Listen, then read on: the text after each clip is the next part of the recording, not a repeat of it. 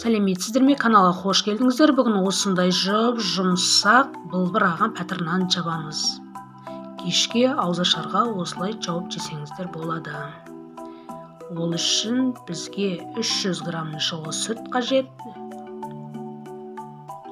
100 грамм жылы су,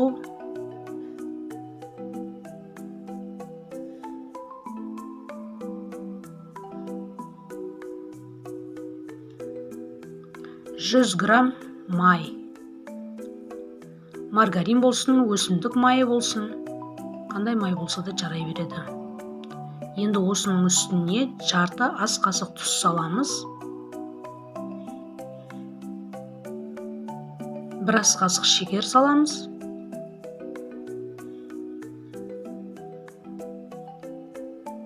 Бір шай қасық ашытқы саламыз.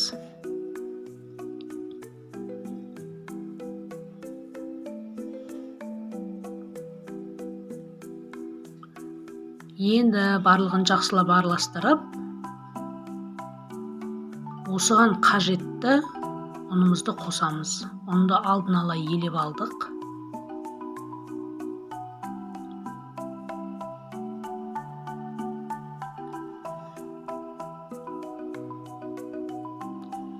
Енді қасықпен араластырып аламыз.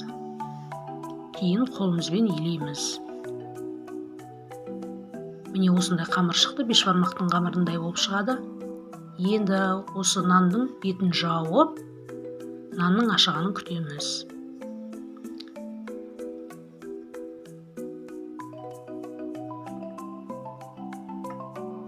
Жылы жерге қойып қоямыз.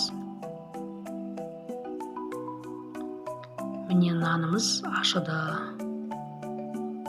Осылай жақсы болып көтеріледі.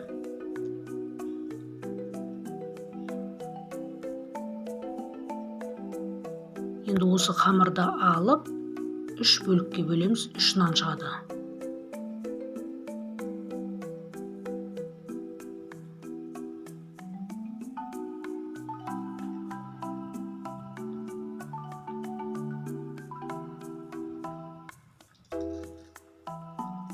Видеоның соңына дейін көріңіздер, ұнап жатса пікір жазыңыздар, және де каналға міндетті түрде тіркеліп алыңыздар. Осындай 3 нан шығады, 3 нанның бетін жауып көтерілуін күтеміз. Міне нанымыз көтерілді. Енді осы нандарды формаға келтіріп, жеке-жеке жауып аламыз нанды.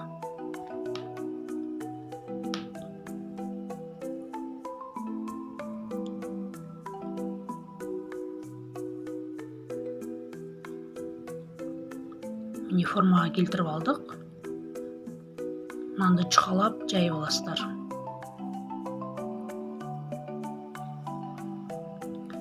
Бетіне осылай узор салып шықтық.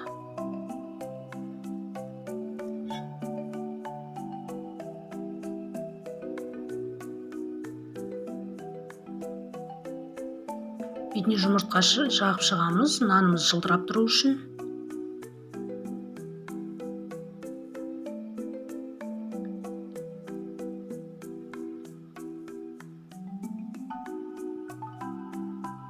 Пешімізді алдын ала қыздырып қоямыз.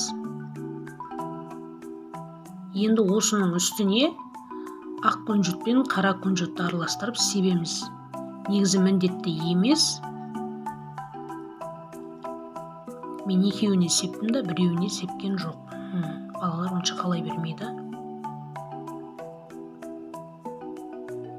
Біреуі піскенше екеуін осылай жасап, бетін жауып қоясыздар, нан көтеріле береді. Міне 3 нанымыз да пісіп шықты. Керемет, иісі мүңкіп, жұмсақ былбыраған нан болып шығады. Сіздер де жасап көріңіздер. Ұнап жатса, пікір жазыңыздар, және де каналға тіркеліп алыңыздар.